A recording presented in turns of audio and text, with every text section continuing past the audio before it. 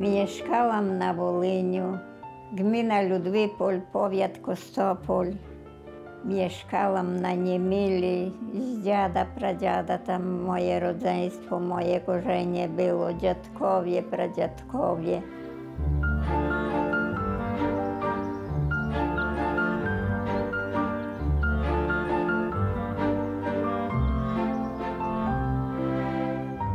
Wioska była bardzo patriotyczna i nie było ani Ukraińców, ani Żydów, ani Czechów nie było. U nas była czysto polska wieś.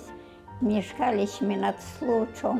Na wiosnę Słucz rozlewała kilometrami, bo były łąki takie, my na takim pagórku mieszkaliśmy. To jak na wiosnę śniegi tajali, lody tajali, to tak rozlało jak morze, że nawet było do Ludwipola 10 kilometrów. To tylko siniała ta woda. Jak latem gorąco albo żniwa, to cała wieś tam siedziała, jak gęsi tyle było we wodzie tej.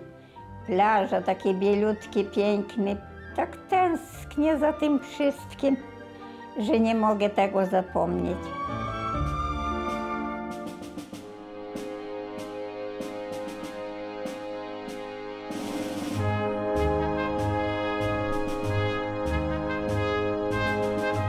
Kilometr od nas w Wyszczycach stacjonowało wojsko polskie, pułk ułanów, kawaleria konna.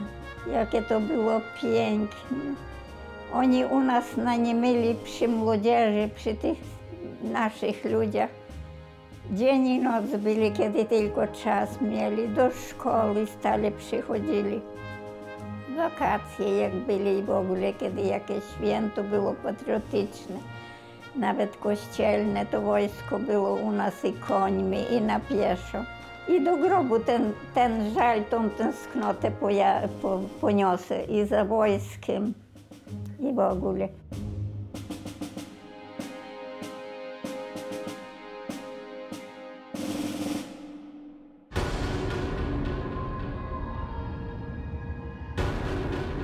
Niemcy napadli 1 września. Ludzie wszyscy byli w takim strachu, jak ta wojna wybuchała. Takie huki byli jak z podziemi. Taki swąd ten był tej spalenizny.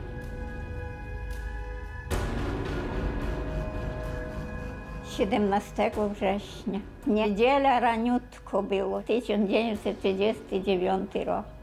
Przylatuje Stryjenka, mówi, Sowieci wkroczyli, Sowieci napadli na Polskę.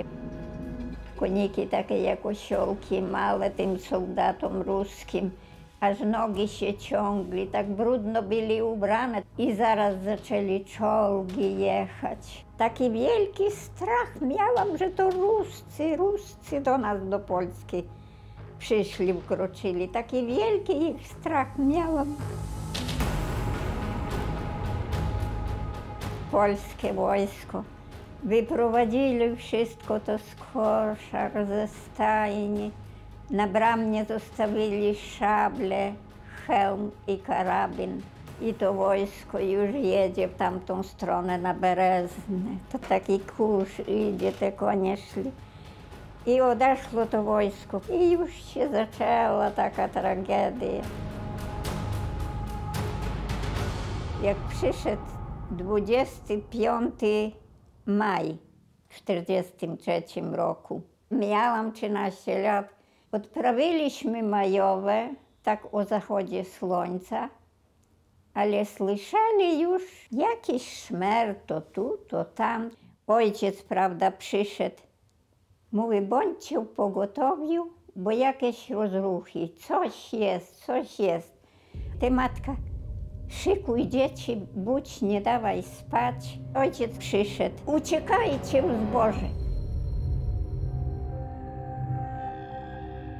Okrążyli już wieś i udają, że oni Niemcy tak różnie poubierane byli. Przychodźcie, tutaj będzie zebranie.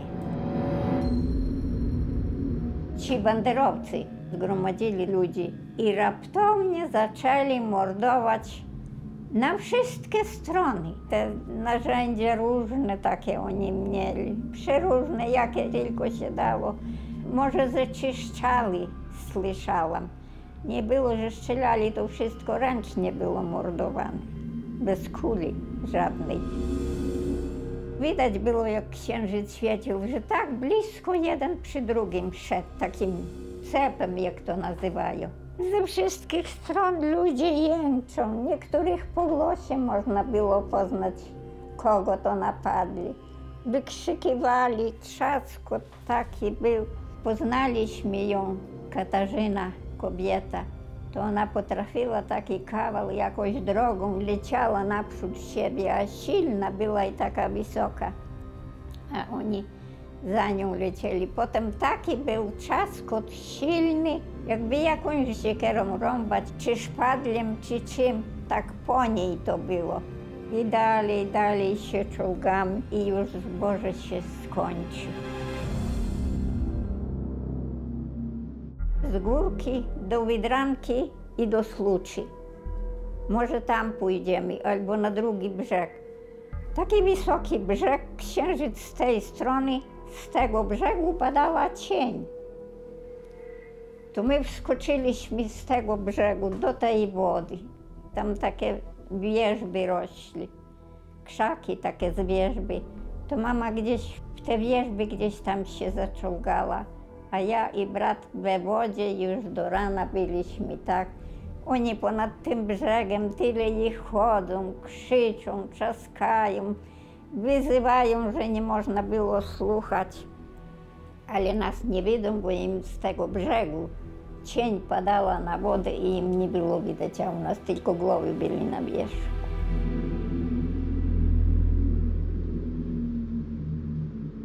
Wysadziliśmy pomalutku głowy wyżej, mamo, mamo, mamo. No i mama pomału się odezwała. Polskie okupują Niemcy, no tu uciekamy, tu jest urząd. Do Biszczyc, do Niemców. Niemcy przecież nie musieli iść bronić, ale nawet kilometr przez Słucz. Mogli jakieś strzały dać, postraszyć. Może byłoby ludzi więcej uciekło, ale to było przyzwolenie. Dobrze, że nie ruszają ci banderowcy Niemców, oni z nimi współpracowali. A wy ze sobą się bijcie, Polacy i inna narodowość. Na drugi dzień zaczęli ludzie przychodzić z sąsiednich wiosek, tak pojedynczo dowiedzieć się, kto żyje, kto został. No to trzeba tych ludzi pochować, bo przecież tam wszystko leży. Jak szli rodzice, to nas kilkoro dzieci też pobiegło. Tak dużo tych ludzi tam nas nosili. Takie różne to było wszystko poopalane. Taka panienka była, tu była opalona całkiem. Tak to strasznie wyglądało, okrwawione. Mego ojca cioteczna siostra, ona. Z mężem leżą dwoje dzieci, chłopaków. Leży ta ciocia i tu na twarzy, tak jak leżała, na twarzy to tak na ukos, cała była rozrąbana na dwie połowy, tak ta głowa się rozwaliła. Ludzie znosili, jakiś wóz tam wzięli, na wóz złożyli i tak pchali tych nieboszczyków, bo to trzeba było wszędzie zbierać, było tam sołtysa, było dużo spalonych. Wykopali pod krzyżem taki dużachny ten grób i tam tych ludzi poskładali. Ludzie jak składali, to liczyli. Naliczyli 176 osób. Tak to wszystko widzę, gdzie spojrzę, to mnie ta suma, te cyfry nie idą w zapomnienie.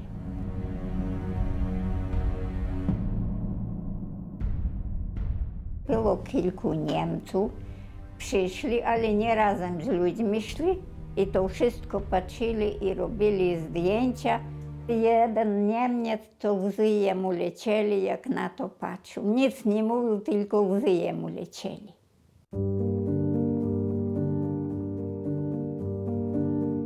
My tam byliśmy przez kilka dni w tych Bystrzycach, już po tym pogrzebie. Tam nas Niemcy trzymali i powiedzieli tak: my was wywieziemy na roboty do Niemiec i tam wam będzie dobrze. Wyjścia nie mieliśmy żadnego, bo uciekliśmy, cały dobytek życiowy i mieszkanie, wszystko popalone, zniszczone. Jedynie tylko ta ziemia, hektary zostali. I co było robić? Miasto takie duże, Graz w Austrii. Zawieźli nas tam, prowadzili cały transport. Ciężko było dojść, ludzie umęczone i głodne. Zaprowadzili do lagru, tam bardzo duże lagry byli.